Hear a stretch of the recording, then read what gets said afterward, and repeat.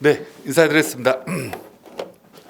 이렇게 몇 명 없으니까 조금 분위기가 좀 이상해요, 그죠? 그리고 여기 딱 보니까 남학생, 여학생이 거의 반반씩 있는 것 같은데, 제가 이제 재수 설명회를 이제 메가스터디 학원이 전체 학원은 이제 토요일 날 또 한번 이제 영상으로 또 한번 할 거예요. 근데 수원은 조금 빨리 오늘 처음으로 이제 설명회를 제가 학생들을 만나보면서 이제 진행을 하게 되는데, 제가 2022 설명회를 이제 드리기 전에 이제 몇 가지 상황을 좀 말씀을 한번 들어보도록 할게요.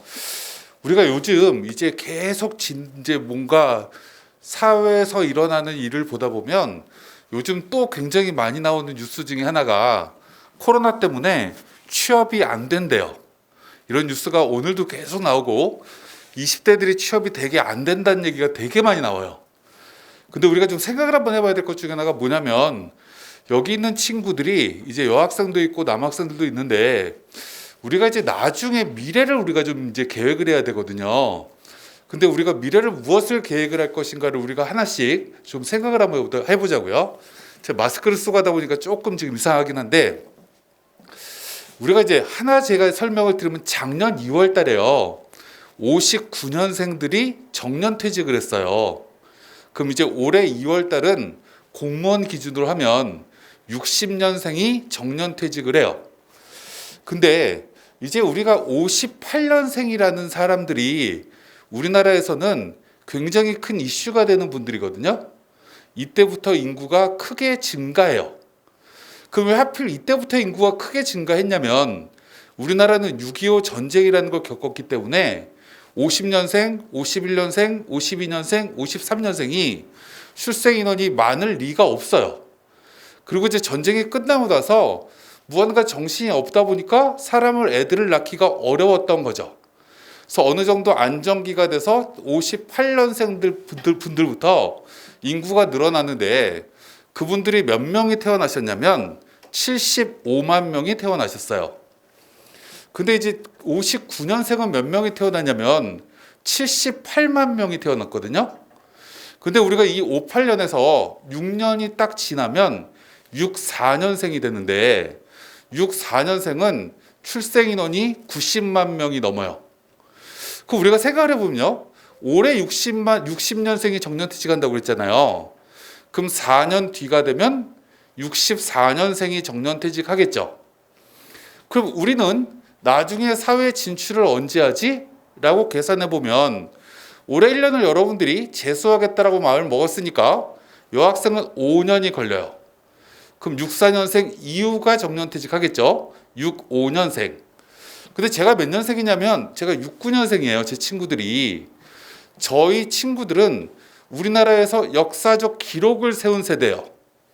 출생 인원이 우리나라 역사상 처음으로 100만 명이 넘는 세대입니다. 그럼 우리가 64년생이 90만 명인데 69년생이 100만 명이면 5년 동안 평균 2만 명씩 늘었겠죠. 그죠?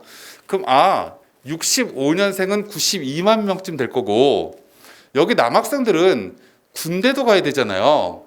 그럼 7년 걸리겠죠. 대학까지 졸업하는데. 그럼 이 67년생은 출생 인원이 95만 명이 넘거든요.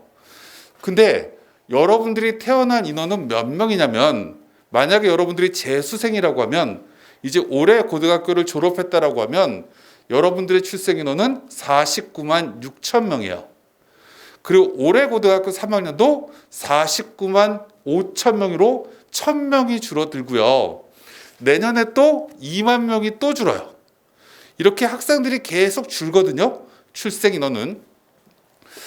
우리 때가 되면 95만 명쯤 사회에 은퇴하시는 분들이 나오는데, 우리 때가 되면 95명 은퇴에 49만 명이 사회에 진출한대요. 그럼 취업이 잘 될까 안 될까라고 생각해 보면 취업이 잘 되는 거예요. 그러면 여러분들은 이렇게 무언가 미래가 밝은 세대라고 생각하시면 돼요. 첫 번째, 1년을 더 하면 내가 똑같은 대학을 들어가더라도 조금 더 취업이 더 잘 돼요. 왜요? 은퇴하시는 분이 더 많아질 거니까. 그래서 올해 1년을 여러분들이 고생을 하시겠지만 이렇게 미래의 비전은 밝다. 라고 생각하시면 좋을 것 같아요. 제가 아직 화면이 안 나오기 때문에 자꾸 다른 소리를 하는 거예요. 이제 두 번째 얘기를 하도록 할게요. 여러분들은 49만 6천 명이 태어났지만 여러분들보다 1년 더 많은 세대는 56만 명이 태어났어요. 여러분들보다 두 살이 더 많은 친구들은 64만 명이 태어났거든요. 그럼 이 얘기를 제가 왜 하냐면 재수생이라는 건요, 그 전년도의 학생 숫자가 많으면 재수생이 많겠죠. 그죠? 그래서 64년생이 졸업했던 2년 전에는 재수생이 많았어요. 그 다음에 고3이 56만 명이니까 재수하는 것도 이득이라고 생각했겠죠. 그죠? 그 다음 애들이 확 주니까. 작년에도 여러분들하고 똑같이 경쟁하는 친구들 중에 작년 재수생들은 걔들은 56만 명이었어요. 근데 여러분들은 49만 6천 명이라고요. 그러니까 작년에도 재수생이 되게 많았어요. 근데 올해는 여러분들은 49만 6천 명, 여러분들 1년 후배는 49만 5천 명이에요. 그럼 재수를 하는 아이들의 숫자가 당연히 줄죠. 56만 명에서 49만 6천 명으로 줄었으니까. 몇 명 줄 거냐면 2만 명이 줄 거예요. 올해 재수생이. 그래서 지금 수업 메가스터디에 여러분들처럼 선행반으로 들어온 친구가 작년보다 지금 거의 20%가 줄었어요. 전체 재수생이 20%가 줄 거거든요. 그럼 여기는 거의 평균으로 가는 거예요, 지금. 아, 그럼 재수생이 주는구나 라고 생각하시면 돼요. 그럼 우리가 여기서 생각을 한번 해보자고요. 대학을 갈 때요, 수시로 대학 가는 방법이 있고요, 정시로 대학 가는 방법이 있어요. 여러분들도 다 이제 고3 때 경험을 해봤겠지만 고3 친구들은 수시로 가려고 하는 성향이 강해요. 그죠? 내신 가지고 가야 되겠다고 생각하겠죠. 재수생은 내신 가지고 대학을 들어가야겠다는 성향보다 수능을 봐서 가야 되겠다라는 성향이 강해요. 이유는 간단하죠. 고등학교를 졸업하고 나면 내신은 안 바뀌어요. 그죠? 내신을 바꿀 수 있는 방법은 없죠. 다시 고등학교를 재입학해야 되는데 졸업증서를 받고 다시 고등학교 갈 수 없잖아요. 그러니까 재수생은 고정값으로 정해져 있는 내신 가지고는 대학을 가려고 하지 않는 게 일반적이죠. 반면에 재학생들은 내신이 아직 완성이 안 되어 있고 재수생들하고 경쟁하는 수능은 별로 좋아 보이지 않는 거예요. 근데 올해 재수생이 2만 명이 준대요. 그러면 정시로 대학 가기도 쉬워지는 거겠죠. 기본적으로 수시는 작년이나 올해나 똑같아요. 왜요? 여러분들하고 올해 고3의 인원은 똑같기 때문에 수시 입식을 가는 똑같을 거예요, 올해. 그럼 여러분들 같은 경우에는 내가 수시로 대학 갈 거냐라고 질문하면 안 가려고 하겠죠. 그걸로 대학 갈 거였으면 작년에 갔죠. 그죠? 그래서 올해 여러분들은 무언가 성적을 바꿔야 돼요. 수능은 고맙게도 1년에 한 번씩 성적이 바뀌어요. 여러분들이 시험을 어떻게 보느냐에 따라서. 제가 깜짝 놀란 아이들 중에 하나가 뭐냐면 요즘 아이들은 굉장히 자존심이 세더라고요. 자존심이 세서 요즘 대학을 못 가는 경우는 없어요. 올해 한 2월 18일인가 이쯤 되면 이제 뭘 하게 될 거냐면 모든 대학교의 정시 모집 합격자 발표가 끝나죠. 그리고 나면 뭘 하냐면 추가 모집 대학교가 발표가 돼요. 근데 거기에 아마 몇 개 대학교가 발표할 거냐면 195개 대학교 중에서 아마 130개가 넘는 대학교가 올해 추가 모집할 거예요. 제가 최근에 여기 옆에 장안대라고 있어요, 전문대. 거기에 입학처장을 하고 있는 분이 저희 회사의 회장님이 손준 회장님이거든요. 그분의 제자예요. 그래서 찾아왔어요.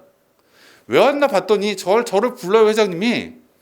그래서 뭐라고 얘기하시냐면, 야, 장안대가 아이들을 뽑을 수 있는 방법이 뭔지 좀 알려줘봐 라고 질문하더라고요.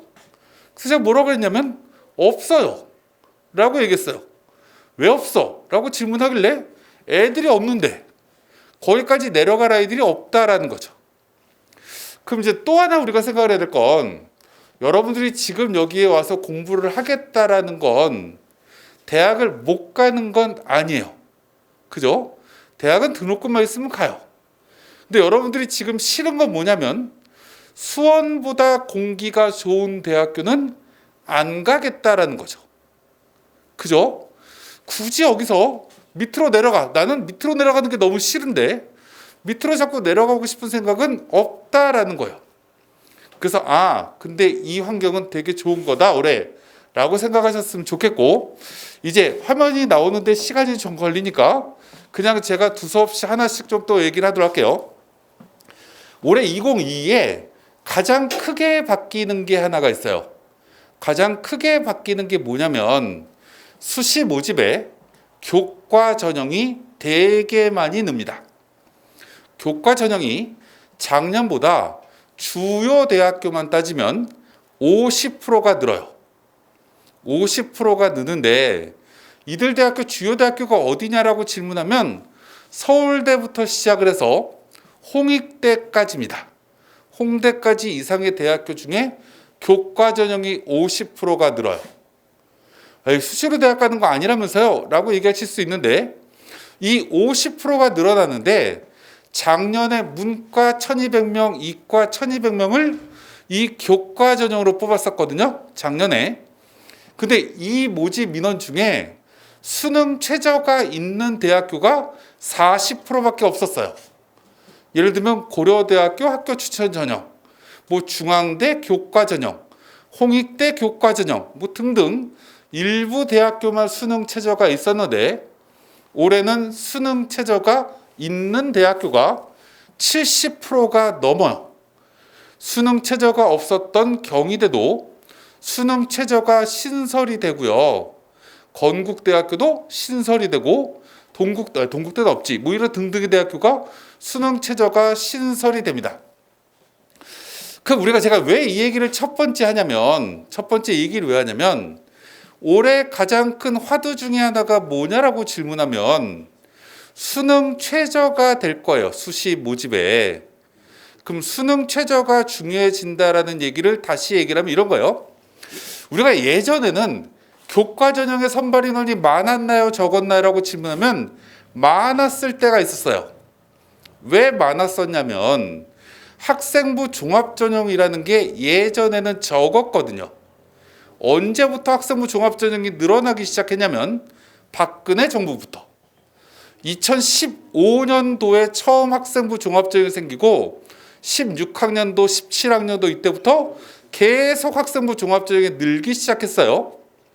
근데 올해 이 학생부 종합전형의 인원이 대폭 줄어듭니다. 그 이유는 조국 사태 이후로 대학 입시가 공정이라는 화두가 만들어지다 보니 정성평가로 아이들을 뽑는 전형을 교육부에서 지양하라는 거예요. 100m 달리기처럼 기록이 남아있는 전형으로 아이들을 뽑으라는 겁니다. 이게 교육부의 요구사항이에요. 교과 전형은 내신의 기록이 있죠. 누가 더 1등급에 가깝냐? 누가 더 9등급에 가깝냐? 순서 매길 수 있어요. 수능도 다 맞은 애부터 다 틀린 애까지 줄을 세울 수 있어요. 논술도 100점 만점으로 환산한다고 하면 100점부터 점수를 산출해서 내림차순으로 성적을 매길 수 있죠. 이 전형은 문제가 없다. 근데 학생부 종합전형은 왜 얘는 붙이고 나는 떨어뜨리지? 라는 근거를 사람들이 납득하기가 어려워요. 기본적으로. 그래서 이 전형을 확 줄여버리고 올해부터 교과 전형부터 나머지 전형의 선발 인원이 늘어난다. 라는 게 올해 가장 큰 화두입니다. 그럼 이게 왜 중요하냐? 라는 걸 제가 몇 가지 사례를 가지고 설명을 한번 들어보도록 할게요. 이제 메가스터디에는 재수를 하는 아이들이 약 7,000명쯤 있어요. 한 7,000명쯤 있는데, 이 아이들을 만나다 보면 별의별 사건이 굉장히 많이 일어납니다. 굉장히 많이 일어나는 걸 제가 몇 가지를 사례를 설명드려 보도록 할게요.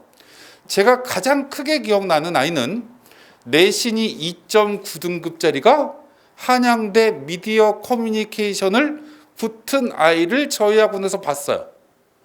한양대는 수능 최저가 없죠. 근데 2.9등급이 붙었어요. 걔는 하늘에서 무언가 기운이 들어온 아이예요. 거기를 왜 썼냐면 걔는 재수생이니까 수시를 쓸 게 없는 거예요. 근데 이 아이의 기본적인 모토가 뭐냐면 논술로 6장을 쓰려고 하면 똑같은 날 2개를 써야 되는 문제가 생기다 보니 자기는 오토바이를 타기 싫은 거예요. 그래서 한 장씩으로만 한 날에 이렇게 쓰려고 하니까 원서가 남아. 그래서 어디 쓰지? 라고 이제 질문을 했더니 그 담임 선생님이 뭐라고 얘기했냐면 너가 가고 싶은 대학을 써봐 라고 한마디를 얘기했어요. 근데 내가 고1 때부터 가고 싶었던 학교가 한양대예요. 그래서 마지막 날 한양대 경쟁률을 봤죠. 논술은 이미 한 장 썼고 경쟁률 딱 봤더니 미커 경쟁률이 되게 낮았어요. 그냥 넣었죠. 그랬더니 붙었어요. 이건 여러분들한테 그냥 에피소드로 얘기한 거고 어떤 아이를 봤냐면 또 7.2등급짜리가 중앙대 건축학과를 붙어요. 그때는 중앙대 수능 최저가 세계 2등급이었어요. 걔는 수능 체제를 마치고 내신 7.2등급인데 쓸 대학이 없는 거죠. 종합 쓰기도 애매하고 얘는 이과 학생이었는데 세계육을 뭘로 맞췄냐면 국어, 영어, 과학, 탐구로 맞춘 아이예요. 수리 논술을 보기가 어려운 거죠. 그래서 얘는 에라 모르겠다. 그리고 또 교과로 원서를 썼어요. 붙었어요. 경제학과를 5.4등급이 붙은 아이도 봤고요. 홍대 기계시스템공학과를 7등급으로 붙은 애를 봤고요. 국민대학교 무슨 과더라? 경영학과를 7.7등급으로 붙은 애가 예전에 있었어요. 제가 이 얘기를 왜 하냐면 이 얘기를 왜 하냐면 올해 애들이 되게 많이 준다. 근데 방금 제가 얘기했지만 교과 전형이 주요 대학교에서 53% 이상으로 작년에 비해서 모집 인원이 1,600명 이상이 는다라는 겁니다. 그럼 우리가 첫 번째 여기서 생각을 한번 해야 될 게 있어요. 근데 이들 대학교가 수능 최저를 요구한다라는 게 작년에는 10개 대학 중에 4개 대학 40%라고 하면 올해는 10개 대학 중에 7개 대학 70%로 늘어났다라는 겁니다. 그럼 이제 생각을 한번 해보자고요. 여러분들도 고3 때 가만 생각을 해보면 수능 최저가 있는 학교는 쓰기 싫어. 내가 못 맞출 것 같아서. 이게 고3 아이들의 상당수의 심리에 해당이 돼요. 근데 재수생들은 교과 전형 쓰기 싫어. 왜요?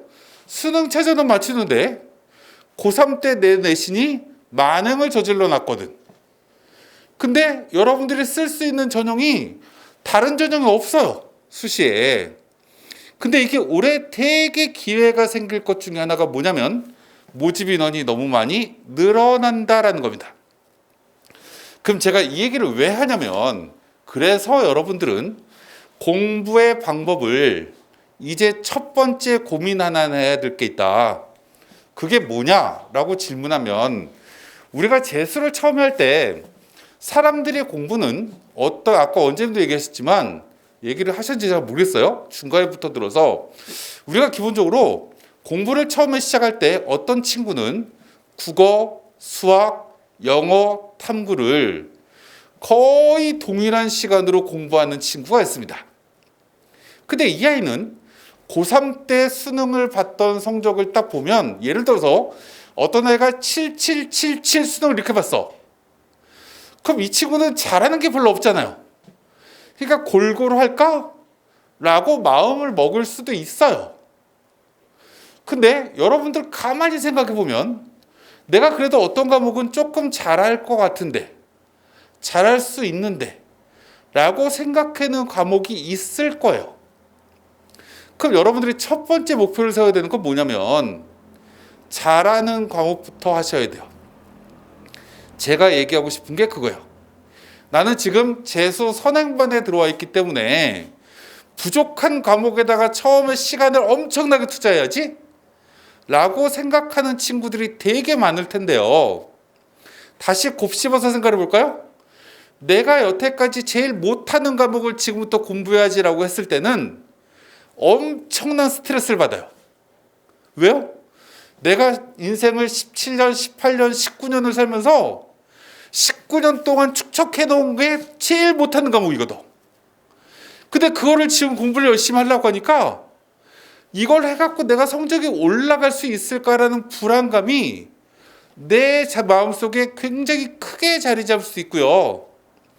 선생님이 무언가 얘기하는데 도대체 저게 뭔 소리를 하는 건지 이해가 안 갈 수도 있어요. 이런 여러 가지가 복합적으로 작용을 하면 내가 1년 만에 이거 할 수 있을까? 난 약대 가야 되는데? 내년까지 계약할까? 뭔가 온갖 망상이 머릿속에서 자리 잡아요. 첫 번째는 우리가 성취감을 느껴야 돼요. 성취감이라는 건 내가 무언가 하루에 10시간을 공부해서 나는 집에 가면서 내 머리를 쓰다듬으면서 오늘도 나는 상쾌하게 공부를 참 열심히 했어 라고 집에 가면서의 만족감은 매일매일 그 만족감을 느끼기가 생각보다 쉽지 않아요. 왜요? 내 눈에 보이는 게 없기 때문에. 내가 무언가 시간 투자를 하면 성과가 나와야 되거든요. 3월 달에 첫 모의고사를 봤는데 고3 때 내가 이 과목이 몇 등급이었는데 한 등급 두 등급 올라갔네. 무언가 이게 바로 피부에 와 닿아야 되는데 그게 내가 엄청난 시간을 투자하고 올라가는 것보다는 적게 투자하고 올라가는 게 성취감이 더 커요. 그러면 잘할 수 있는 과목을 첫 번째 우선적으로 골라주시는 게 맞을 수 있다. 왜요? 시간은 너무나 많이 남았다라는 거죠. 시간은 거의 300일 정도가 남아있기 때문에 이 시간은 엄청나게 여러분들한테 못하는 과목을 끌어올릴 수 있는 시간적 여유는 충분하다는 겁니다. 두 번째요. 우리가 얘기해야 될 건 하나가 뭐냐면 여러분들은 고3 때 어찌됐건 수능 공부를 한 경험이 있어요. 근데 고3 때 왜 수능 공부를 했는데 성적이 잘 안 나왔을까라고 생각하면 고3들의 가장 큰 문제점 중에 하나는 뭐냐면 이걸 하다 보면 다른 걸 해야 되겠다라는 게 너무나 많아. 학기 초에 중간고사 시험 범위가 시험이 한 달 반, 2달 이렇게 남아있으면 내신 별론데 내신 갖고 대학 안 갈 것 같은데도 무언가 자꾸 옆에서 학교 분위기가 내신을 해야 될 것 같으면 따라 내신하고 앉아있어. 그 중간고사 끝나.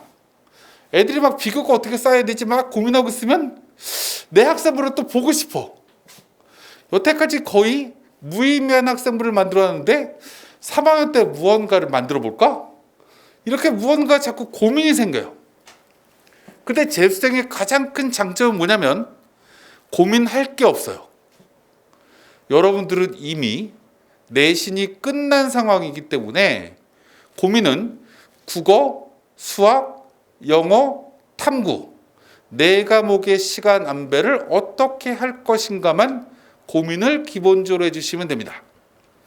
그래서 첫 번째, 내가 어떤 과목 처음에 2과목을 잡아서 2과목을 먼저 끌어올릴 것이냐 3과목을 끌어올릴 것이냐를 기본적으로 처음에 좀 잡아주셨으면 좋겠어요. 그럼 무언가 시간을 너무 늦게까지 이렇게 고민하시면 조금 문제가 생기겠죠. 이거를 무언가 예를 들어서 5월 달까지면 5월 달까지 이렇게 무언가 3과목을 2등급까지 끌어올려 볼까? 라고 생각하는 목표를 한번 세워보셨으면 좋겠다. 그리고 나머지 한 과목은 수업 시간에 열심히 그냥 듣고 내가 무언가 공부를 하다가 오늘은 공부하는데 조금 공부가 안 되는데 이 과목 할 때 그럴 때 한 번씩 나머지 과목을 보시면 돼요. 제가 이 얘기를 왜 하냐면 수능 공부를 할 때 제일 재밌는 것 중에 하나가 뭐냐면 예를 들어서 5등급이에요. 어떤 아이가 5등급의 아이가 4등급으로 올리는 게 어렵나요? 라고 질문하면 재수를 경험한 아이들은 모두 다 더럽게 쉽다라고 얘기합니다. 왜요? 5등급 주변, 내 성적 주변에 있는 아이들이 생각보다 공부를 안 하거든요. 4등급이 3등급을 올리는 게 어렵나요? 라고 질문하면 그것도 별로 어렵지 않다라고 생각합니다. 왜 그런 결과가 나오냐라고 질문하면 우리나라 대학들의 수능 최저가 있는 학교의 대부분은 2등급을 요구한 대학이 대부분이에요. 3등급 요구하는 학교가 일부 있어요. 4등급 요구하는 대학은 거의 없다 보니 4등급 이하의 아이들은 어차피 나는 수능 최저 없는 데 써야지 라고 생각한다고요.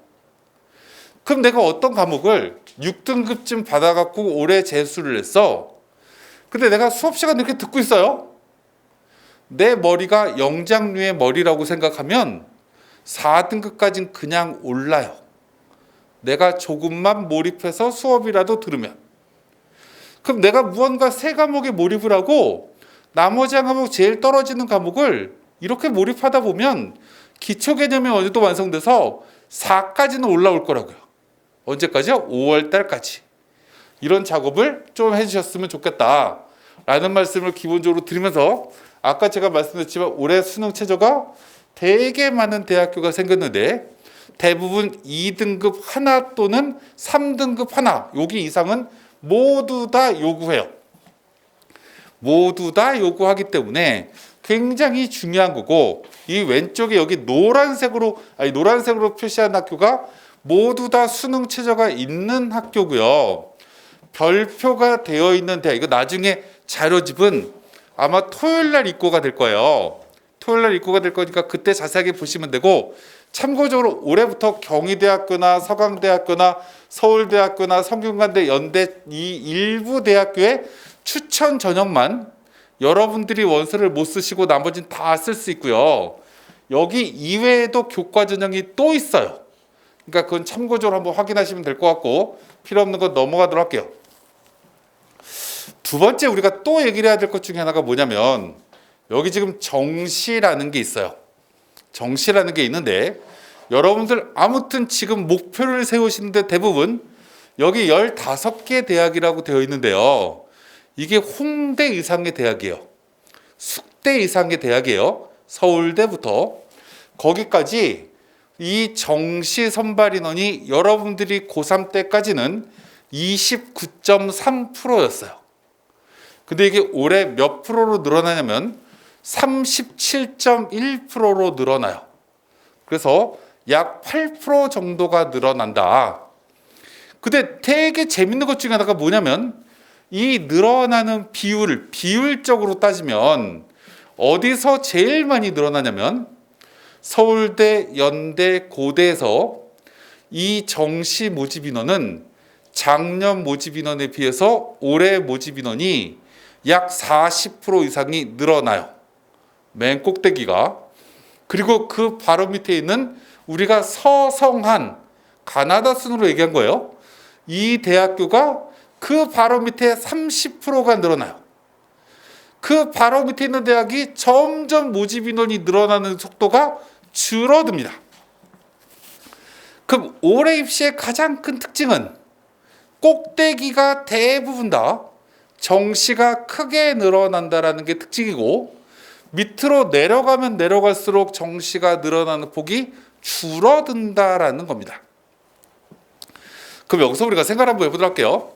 지금 아직 정시가 발표를 안 했는데요. 정시가 발표를 안 했는데 제가 이제 저희 학원에 7,000명 정도가 있는 재수학원에 데이터를 매년 제가 다 봐요.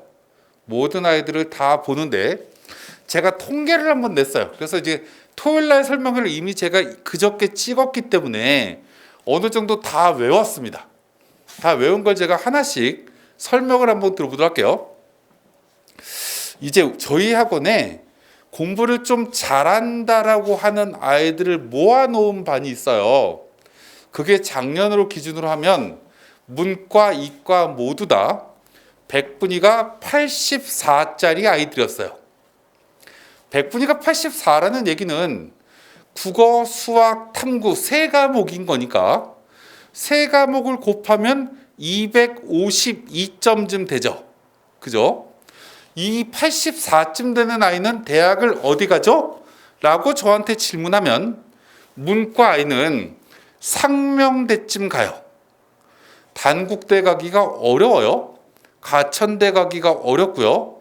경기대쯤은 웬만하면 다 가요. 꼭대기 몇 개과 빼고. 이 정도 성적이고요. 자연계 아이가 84 정도가 되면 이 아이는 단국대는 안정이에요.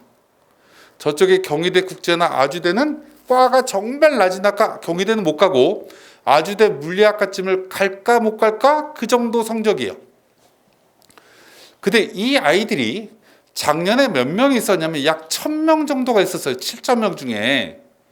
이 아이들이 올해 수능 점수 이 아이들 1000명 갖고 온 아이들의 평균을 딱 냈더니 이 아이 올해 2021학년도의 평균 백분위는 292.7이었어요. 292.7이라는 얘기는 291이면 97인 거잖아요. 평균이. 97이 좀 넘는다라는 거죠. 그럼 252에서 291이 올라갔다는 얘기는 약 40점 가까이 올라간 거죠. 한 38점 정도 올라간 것 같아요. 이렇게 올라가서 문과 아이들은 이 아이들이 연고대 중위권학과쯤을 다 붙어요. 자연계 아이들은 지방의대까지 붙는 아이들로 변했습니다. 40점이 올라요. 과목별로 따지면 13점씩 백분위가 올라가는 거죠. 우리가 생각해 보면 평균 백분위가 84짜리 아이가 13점 가까이 백분위를 올리는 게 쉽냐 어렵냐 라고 질문하면 생각보다 어려워요. 예를 들면 저 같은 사람이 100m를 달리는데 제가 100m를 예를 들어서 20초에 뛰어요. 근데 제가 무언가 국가대표 코치한테 코치를 받았더니 18초까지 달리는 속도를 빨리 끌어올렸어. 어려울까요? 쉬울까요? 열나 쉬워요. 왜요? 원래 20초라는 게 훈련을 전혀 받지 않은 상태에서 요만큼 올린 거니까. 근데 실제로 이건 상대평가잖아요. 백분위는. 근데 이게 84짜리가 85, 86, 87, 88 위로 올라가면 올라갈수록 상대적인 경쟁 상대가 굉장히 강력한 아이들로 점점 바뀌는 거죠. 근데 그렇게 올라갔어요. 그 다음에 저희 학원의 중간쯤 되는 아이들이 보통 백분위가 몇 짜리가 들어왔냐면 228점짜리가 들어왔어요. 그러면 세 과목으로 나누면 76쯤 되는 아이가 저희 학원의 평균 아이들이었어요. 76쯤 되는 아이는 문과 기준으로 하면 서울에 있는 수도권에 있는 대학을 가기가 어렵죠. 아마 수원대쯤 과를 잘못 고르면 떨어져요. 이 수준의 아이예요. 자연계 76짜리 아이도 단국대까지 가기 어려워요. 이 아이들이 올해 점수가 몇 점으로 바뀌었냐면 275로 바뀌었어요. 그럼 거의 50점이 올라가는 거죠. 기본적으로. 이게 평균이라고요. 평균이라는 얘기는 7,000명 중에서 아까 얘기했지만 맨 꼭대기 애들 1,000명. 그 밑에 중간 그룹은 약 4,000명쯤 될 거예요. 4,000명 아이들의 평균이 50점 올라간다. 그럼 어떤 아이는 80점 올라가는 아이도 있고 어떤 아이는 20점 올라가는 아이도 있겠죠. 이 아이들의 차이가 뭘까? 라고 질문하면 이 아이들은 똑같이 학원에 왔어요. 아침 8시 전에. 지금은 밤 9시까지 못하지만 밤 10시 20분까지 매일매일 똑같은 생활을 하는데 어떤 애들은 20점 올라가고 어떤 애들은 80점 올라가기도 해요. 차이가 뭐지? 라고 질문하면 차이는 딱 하나예요. 성적을 올리는 공부를 하셔야 됩니다. 나의 만족을 하는 공부를 해야 되는 게 아니라 내가 여태까지 했던 것 중에 부족하다라고 생각되는 걸 빨리 캐치해서 하나하나 메꿔 나가는 작업을 하는 게 되게 중요한 거죠. 그럼 이제 하나 예를 들어 보도록 할게요. 제 조카애가 이번에 서초 메가스터디 학원을 재수를 했어요. 근데 걔는 재수생이 아닙니다. 나이가 몇 년생이냐면 05년생이에요. 그래서 고1 나이입니다. 얘는 중학교를 졸업하자마자 검정고시를 봤어요. 고등학교를 안 갔습니다. 그래서 처음에 검정고시를 시험을 딱 보고 첫 해 수능을 봤죠. 그냥 재미삼아. 그랬더니 이 아이가 어떻게 받았냐면 6, 7, 4, 6을 받았습니다. 이과였어요. 이 아이가 삼촌, 저희 서초메가 좀 넣어줘요. 이렇게 얘기를 하는 거예요. 제가 그 건물에 있거든요. 그래서 넣어줬어요. 얘는 한마디도 안 했습니다. 다른 사람들하고. 왜요? 나이가 너무 어리니까 다른 언니 오빠들하고 3살 막 이렇게 차이가 나니까 얘기를 못 하는 거예요. 그래서 앉아서 공부를 하는데 결과적으로 올해 수능을 어떻게 봤냐면 국어 4등급 맞았어요. 에게 수학가용 96점 맞았습니다. 영어 1등급 맞았어요. 물리 50점 맞았고요. 화원 47점 맞았습니다. 어디 가요 삼촌? 이렇게 물어보길래 야 경희대쯤 가겠다. 삼촌 안 가요. 그래서 올해 또 합니다. 근데 올해 또 하는 걸 제가 얘기하려고 하는 게 아니라 국어만 못 봤어요. 얘가. 근데 얘가 6월달 9월달에 국어를 이렇게 못 보지는 않았거든요. 근데 이번 시험이 어렵다고 국어를 망쳤는데 수학을 7등급 맞던 애가 이번 수학가용을 96점 맞아서 1등급 받았어요. 영어 4등급 받던 애가 1등급 맞았고요. 물리 7등급 받던 애가 다 맞았고요. 화학 7등급 받던 애가 47점 맞았어요. 고1 나이에요. 05년생. 걔 이름은 제 조카라서 누구라고 얘기는 못하겠고 남윤모라는 애예요. 제가 이 얘기를 왜 하냐면 이 친구한테 제가 딱 하나의 미션을 줬어요. 딱 하나의 미션을 뭐라고 줬냐면 이런 미션을 줬습니다. 너는 바닥이 없는 애다. 기본기가 전혀 없는 애야. 너는 선생님의 수업을 들으면 하나도 모른다. 인정? 그랬더니 인정이래요. 그래서 너는 근데 그래도 너는 머리가 있는 친구라고 나는 판단이 드니까 선생님의 수업을 잘 메모하는 습관을 하나 가져라. 그러면서 제가 이 아이한테 숙제를 준 게 뭐였냐면 노트 만들어라 라고 얘기했어요. 무슨 노트요? 라고 질문하길래 선생님이 말씀하시는 내용 중에 네가 알아야 되겠다라고 생각되는 내용을 모두 다 노트에 적는다. 단 정답은 적지 않는다 라고 얘기했어요. 예를 들어서 저는 문과 출신이기 때문에 자연계 잘 몰라요. 그래서 제가 제 조카한테 뭐라고 했냐면 이온화 경향의 성질이 만약에 4개면 수업 시간 선생님 막 무언가를 설명을 해주시는데 봤더니 4개야. 그럼 이온화 경향의 성질은 4개라고 적어라. 이온화 경향을 띠는 원소가 뭐뭐뭐가 있다라고 이거 알아야 되는 원소가 있으면 만약에 5개면 5개라고 적어라. 이렇게 무언가 숫자로 노트 필기를 한다. 1교시, 2교시, 3교시 수업을 들 때마다 모두 다 암호화 만든다.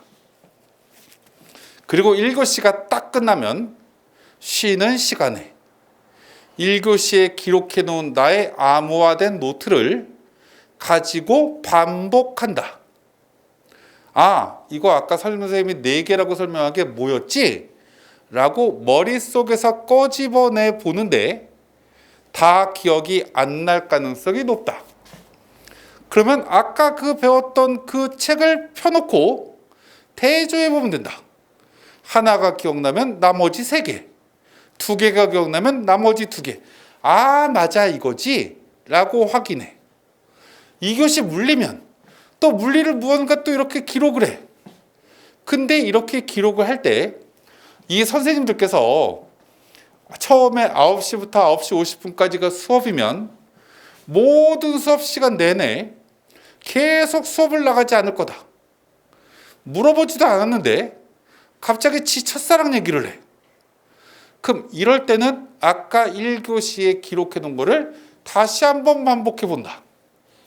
4개였는데 다시 뭐였지? 아까 맞아. 책에서 봤을 때 이거 2개가 있었고 원래 외웠던 거 2개 이거. 이렇게 4개가 정리가 되네? 오케이. 이렇게 무언가를 계속 반복한다. 그럼 되게 재밌는 게 6교시까지 수업이 있으면 1교시에 적어놓은 건 6교시가 끝날 때쯤 되면 1시간이라는 텀을 두고 6번 반복한 효과가 생긴다 라고 얘기했어요. 그래서 제가 두 번째 숙제 줬습니다. 한영사전 하나 사라. 그래서 이온이 영어로 뭐니? 성질이 영어로 뭐니? 무언가 내가 배우는 내용 중에 아까 무언가 기록한 것 중에 이 영어 단어는 외워봤으면 좋겠다라고 생각되는 걸 기본적으로 한영사전으로 한 번씩 펴봐. 아, 이 단어구나. 아, 이 단어구나. 라고 해서 밑에다가 그냥 나열해놔. 노트에다가 20개만 하루에 반복적으로 이 영어 단어를 시간을 두고 계속 적어놓는다. 그럼 이것도 되게 재밌는 게 아침에 예를 들어서 1교시 끝나고 2개 적었어. 2교시 끝날 때 또 2개가 더 적게 또 적다 보면 아까 적은 게 눈에 또 보이죠. 이게 무슨 뜻이라고 밑에 기록을 할 필요가 전혀 없어요. 아까 적어놓은 게 기억이 안 나면 다시 찾아보면 되는 거예요. 이렇게 무언가 반복을 하면, 이렇게 무언가 기록만 하면 나는 반복이라는 부담을 훨씬 더 줄일 수 있다 라고 얘기를 하고 또 이런 얘기를 했어요. 수학 문제를 풀어. 안 풀리네. 그러면 푸는 방법은 선생님께 가서 질문하면 되지. 선생님, 이 문제 안 풀리는데 어떻게 풀어봐야 되죠? 라고 질문해요. 또는 해설지를 보고 이해하려고 노력해. 또는 무언가 인강에서 이 수업을 듣는 거야. 또 인강의 수업이면 거길 봐도 돼. 근데 되게 재밌는 게 내가 어떤 문제를 풀다가 안 풀려. 에이, 17 다음 숫자를 한번 외치고 다시 그걸 딱 무언가 해설지든 선생님한테 물어봤더니 이해가 갔어. 내 자리로 돌아와. 그리고 그 문제를 다시 풀어봐. 역시 풀리는구나. 이건 제정신이 아닌 친구들이 하는 거다. 붕어 새끼도 아니고 10초 전에 물어보고 10초 전에 아, 이렇게 푸는 거군요 하고 내 자리로 돌아와서 풀고 앉아 있으면 당연히 풀리지. 근데 시험은 한 달 뒤에 본다. 풀릴까? 라고 질문하면 모른다라는 거죠. 풀릴지 안 풀릴지는 확률의 게임이다. 그래서 제가 제 조카한테 숙제를 준 거 뭐냐면 수학 문제는 내가 오늘 풀다가 풀리지 않아서 이해가 안 가는 걸 이해한 문제는 일주일 뒤에 일기장에다 기록을 해놓든 열흘 뒤에 일기장에다 기록을 해놓든 네가 그거는 패턴을 한번 정해봐. 그래서 아, 이 문제를 내가 오늘 풀어봤는데 처음에 안 풀려서 다시 한번 풀어봐야 되겠다는 걸 일주일 뒤에 옮겨놔. 그럼 지금부터 일주일 뒤에 그 문제를 다시 봤어. 그럼 풀릴지 안 풀릴지 몰라요, 이거. 사람의 뇌는 되게 재밌는 게 내가 수학 문제를 푸는데 예를 들어서 시작도 못해서 선생님한테 가서 물어본 문제는 일주일 뒤가 되면 시작할 수 있어요. 근데 시작하다가 중간에 또 막힐 가능성이 높아요. 그러면 아씨 어떻게 푸는 거지? 그때 되면 또 안 풀려. 그럼 또 물어봐야지. 아니면 해설지를 보든 아 맞아 이거 이렇게 푸는 거였는데 확인해서 안 풀리면 또 일주일 뒤에 또 옮겨놔. 이 숙제를 제가 뭐라고 얘기했냐면 너는 지금 수학이 제일 약하니 하루에 이렇게 뒤로 옮겨놓는 문제를 15개만 만들자 라고 얘기했어. 이렇게 반복적으로 계속 갑니다. 이 아이가 6월달 모의고사를 다 2등급 맞았어요. 이렇게 무언가죠. 3주 되네요. 수능 때 이 망할 놈애가 국어를 4등급 받는 바람에 고대 사이버 국방학과가 얘 목표였거든요. 그 못 가니까 또 하겠대요. 지금 갑자기 내년 약대 생긴다니, 올해 약대 생긴다니까 삼촌 약대 갈까요? 이대 약대 어때요? 갑자기 이렇게 물어봐요. 그건 네가 알아서 하는 거고 나중에. 근데 이 아이는 이제 패턴에 자신감이 생긴 거예요. 아, 공부는 이렇게 하면 되는 거구나. 여러분들 제가 말씀드리는 걸 그대로 따라하는 게 아니라 내 방법을 찾으셔야 돼요. 찾는다라는 얘기는 오늘 공부한 걸 10개월 뒤에까지 내 머릿속에 각인될 수 있게끔 만들어 주셔야 되는 거죠. 오늘 공부 10시간 해놓고 빼빼로 데이 때 다 잊어먹으면 그게 무슨 의미 있냐고요. 오늘 괜히 엉덩이에 땀티나게 앉아있는 게 무용지물인 거죠. 그리고 또 수능 때 실수로 틀렸다고 이게. 실수가 아닌 거예요. 사람은 망각의 동물이란 걸 망각했을 뿐인 거예요. 망각하지 말아야 된다, 잊어버리지 말아야 된다는 거예요. 이 장치를 기본적으로 만들어줘야 된다. 그래서 목표를 좀 크게 가져주셨으면 좋겠다. 내 점수에서 몇 점까지 끌어올릴 거냐. 이거 끌어올리려고 하면 무엇에 집중해야 되냐. 수학 30번 안 맞아도 된다. 나머지 다 맞게끔 목표를 세울까? 국어 무언가 내가 제일 부족한 부분은 안 해도 된다. 나중에 시간의 여유가 있으면 하면 되죠. 열나 공부하고 이 부분은 안 하려고 했더니 10월 달에 할 게 없네. 나머지 완벽하게 다 했는데. 그럼 10월 달에 하시면 돼요. 처음에 모든 걸 다 완성하려고 하지 마세요. 만약에 90점이라는 점수만 다 맞아도, 그래서 올해 수능 정도의 난이도로 시험이 문제가 나왔을 때 국어 90, 수학 90, 탐구 90 이 정도 맞으면, 물론 문과는 사탐 이렇게 45점씩 맞으면 안 되지만 그래도 이 정도 맞으면 생각보다 괜찮은 학교 가요. 국어 수학이 거의 1등급에 수렴하잖아요. 두 개를 합치면. 애들 지금 올해 정시 되게 많이 늘기 때문에 문과 1등급 커트라인만 싹 다 맞으면 연고대 가요, 올해. 자연계 아이들이 1등급 커트라인 싹 다 맞으면 조선대 의대쯤 가요. 그럼 기본적으로 이게 어렵냐? 라고 질문하면 선택과 집중만 잘해주시면 돼요. 이 문제는 차후에 나중에 생각을 해보자. 나는 지금 공부를 할 때 100점 맞으려고 하지 않았으면 좋겠어요. 처음에 공부를 모든 걸 다 하려고 하지 않았으면 좋겠다. 약대 또 는다. 우리가 기본적으로 제가 왜 조선대 의대쯤 가긴다고 얘기했냐면 이 약대가 1600명이에요. 1600명. 1600명이라는 얘기는 서울대 공대 정원이 1600명이에요. 그럼 약대는 다 자연계로 뽑으니까 생각해보자고요. 경희대 한의대가 좋을까? 경희대 약대가 좋을까? 이렇게 질문하면 사람들마다 호불호가 갈려요. 서울대 약학과가 좋을까? 서울대 수의학과가 좋을까? 이렇게 질문하면 대부분 다 약학과 선택해요. 기본적으로. 중앙대 약대가 좋을까요? 저희 경희대 한의학과가 좋을까? 이렇게 질문하면 당연히 중대 약대라고 생각하는 사람들이 대부분일 거라고요. 이 약대가 지방의 몇몇 학교들 빼고 나면 웬만한 연대 기계공학과보다는 다 높아요. 그럼 이 학교가 1600명이 새로 생겼다라는 얘기는 연대, 고대, 공대부터는 대학 레벨이 확 내려가는 거예요. 평균 백분위가 94만 맞으면 연고대 가요. 93 맞기가 어렵다고요? 90점 10원 맞으면 된다니까요.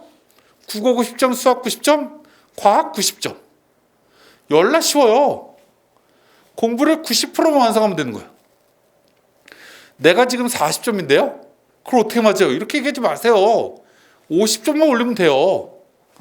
50점을 300일 동안 올리려고 하면 300일 동안 50점 올리면 어떻게 하면 되죠? 6일에 1점씩 올려도 돼요. 얼마나 쉬워. 점수가 낮으면 올리기가 더 쉬운 거예요. 성적 올리기가 제일 어려운 친구들이 누구냐면 2등급쯤 맞고 재수한 애들이에요. 얘들은 재수를 할 때 뭘 공부해야 될지를 잘 몰라요. 제가 예전에 종로학원 했었거든요. 98년, 99년 이때는. 그때 98년, 99년도에 종로학원은 한 반이 120명이었어요. 제가 맡고 있던 반이 120명이었는데 서울대를 77명 보냈어요. 그때는 이 종로학원은 들어갈 때도 되게 어려웠고 들어가면 웬만한 학교는 다 가요. 근데 이 애들이 6월달, 7월달만 되면 고민 상담했어요.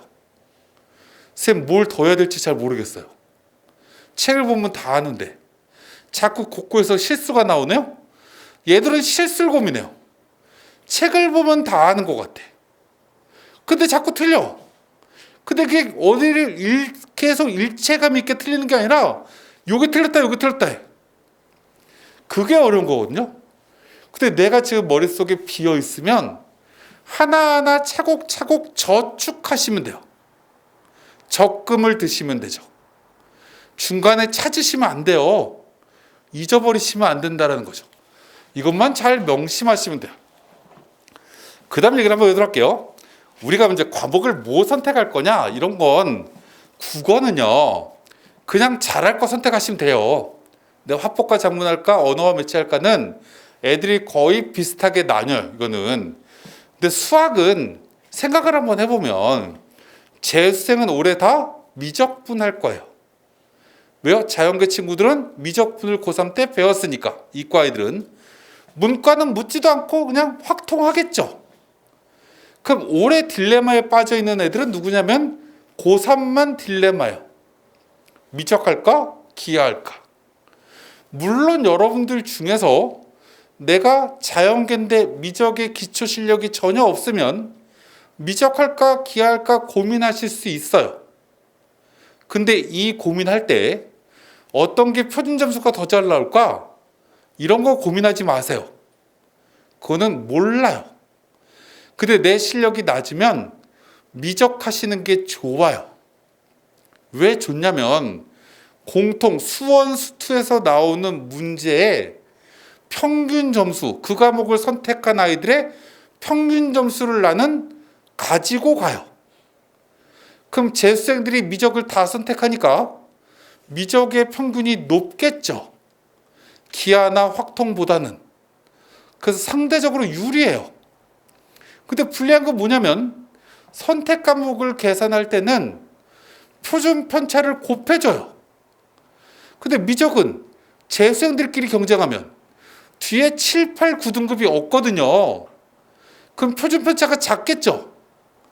재수생은 고3은 학교 일진도 있고 무언가 예체능도 있고 이래서 편차가 커요. 그럼 이게 이렇게 플러스 마이너스라면 차이가 없을 거예요. 잘할 수 있는 거 그냥 하시면 돼요. 이건 뭐 고민하실 필요 없고 나머지 필요 없으니까 그냥 다 넘어가도록 할게요. 그래서 2022는 그냥 정리하면 바뀌는 건 모집 정원만 바뀐다. 학생부 종합전형 열라준다. 그 인원이 600명, 600명, 1200명. 이 홍대 이상의 정원이 4만 5천 명이거든요. 4만 5천 명 중에 1,800명이 교과 전형으로 넘어간다. 4,500명 중에 1,800명이니까 꽤 많은 숫자죠. 그리고 또 이제 이 인원 중에 상당수가 정시로 넘어간다. 어디서 빼서요? 논술 일부와 대부분의 종합전형으로. 종합전형이 줄어드는 건 여러분들한테 좋은 거죠. 왜요? 어차피 종합을 쓸 만한 학생부가 아니잖아요. 그러니까 올해 입시는 굉장히 여러분들한테 기회다. 환경적으로 종합이 줄고 수능 최저가 강화되는 교과가 늘고 그래서 수시 모집에서는 교과나 논술로 쓰시면 되고 정시는 확 확대되니까 정시도 기회가 되고 두 번째 또 환경적으로 기회가 되는 건 재수생이 2만 명이 준다. 여러분들하고 같이 경쟁한 아이들이 작년에 재수생이 13만 명이 좀 안 됐는데 2만 명이 준다라는 얘기는 15% 이상이 줄어든다라는 거예요. 그럼 굉장히 해피한 거죠. 그래서 이런 것만 확인하시면 되고요. 나머지 필요 없는 건 다 넘어가도록 할게요. 다 필요 없는 건 넘어가도록 하고, 그래서 제가 이제 마지막으로 딱 하나만 설명을 드리고 마무리를 좀 짓도록 할게요. 아까 제가 간단하게 설명을 좀 들었어요. 간단히 뭐라고 설명드렸냐면, 이제 연고들을 가려고 하면 1등급을 쫙 깔면 문과는 가는구나. 이과는 100분이 94만 맞으면 조금 중하위권 학과는 갈 수 있겠구나 라고 생각하시면 돼요. 그럼 이제 우리가 수원이니까 저 옆에 있는 경희대 있잖아요. 경희대 생각보다 좋아요. 캠퍼스가. 그죠? 거기 문과 뭐 이래서 일본어과 뭐 국제학부 뭐 있죠. 그 학과가 보통 합격선이 100분위가 89쯤 되는 아이가 여러분 때 들어갔어요. 고3 때. 여러분들 때가 되면 몇 자리가 들어갈 거냐면 87자리가 들어갈 거예요. 평균 100분이 87을 맞으면 걸어서 학교를 다닐 수 있겠구나 라고 생각하시면 돼요. 자연계 친구들은 거기 맨 꼭대기 뭐 소프트웨어 학과라든지 인기 있는 학과들이 몇 개 있죠. 거기는 보통 작년까지는 100분위가 90이 넘어야 돼요. 근데 그게 88 밑으로 내려올 거예요. 여러분들 때가 되면. 밑에 있는 한방재료공학과라든지 환경공학과 이런 데가 보통 88 레벨쯤이 올해 고3 아이들이 무난하게 들어간 성적이었는데 이게 85까지 내려올 겁니다. 그러면 그 정도 대학을 가려고 하면 3등급 중반쯤 받으면 되겠구나 라고 생각하시면 돼요. 최소한 여러분들이 고3 때 몇 등급을 받았는지 모르겠지만 그래도 집 근처 걸어서 호수도 있고 건물도 좀 이쁜 경희대쯤은 가야 되지 않냐. 최소한 그 목표를 이루려고 하면 국어는 어떻게 하면 100분이 85를 맞출 거냐. 작년 난이도로 했을 때 그럼 취사 선택을 여러분들이 고민하셔야 되는 거죠. 어떤 단어는 내가 약한데 약한 걸 맞추려고 노력하지 마세요. 처음에 약한 걸 안 하는 게 정신 건강에 좋아요. 그건 그냥 수업 시간에 몰입하시라니까요. 그리고 그 나머지 부분은 메꾸는 거, 실수를 줄이는 걸 여러분들이 고민하셔야 되는 거죠. 수학도 마찬가지, 탐구도 마찬가지. 계획을 처음에 내가 지금 들어왔다라고 하면 지금 2월 달부터 3월 달까지 무엇을 어떻게 한 단계 한 단계 끝내 나가면서 완성된 거를 점점 많게, 내가 현재까지 완성되어 있는 게 30%라고 하면 2월 달에는 40%까지 완성시킬 거야. 그럼 40%까지 10%를 완성시키려고 하면 어떤 단원의 어느 부분을 채워야 될까? 이거 내가 2월 달까지 다 끝내려고 했더니 2월 달에 3일이 더 남는데? 그럼 그 다음에 뭘 해야 될 건지 또 그 다음 뎁스까지를 고민해놔야죠. 그럼 그걸 또 빨리 끝내고, 속도가 좀 빨리 붙으니까 조금 더 빨리 이렇게 그 다음에 50% 60%를 땡겨볼까? 이렇게 무언가 계획을 세우셔야 이 재수 1년이 끝났을 때 여러분들이 그래도 1년 투자한 게 의미가 있구나 라는 생각이 드실 거예요. 그러길 진심으로 바라고, 이제 코로나가 좀 잠잠해지면 제가 6월달이나 9월달에 아마 설명회를 와서 수시 어떻게 써야 되는지, 여러분들 때 수시 때 어떤 환경 변화가 있었는데 어떤 이슈가 있었고 올해는 그래서 여러분들은 이런 대학교 이런 학과를 무언가 집중적으로 공략해야 되는지 등등을 설명을 드리러 또 올 거예요. 그럼 그때까지 여러분들은 내공을 잘 완성시키셔서 무언가 지금은 무언가 낯설고 마스크 때문에 표정이 상당히 어두워 보이긴 하는데 그때는 마스크를 벗었으면 좋겠지만 아마 그렇지는 않을 것 같고 조금 더 활기찬 여러분들이 되시길 진심으로 바라면서 오늘은 이 정도로 물러나도록 할 거고요.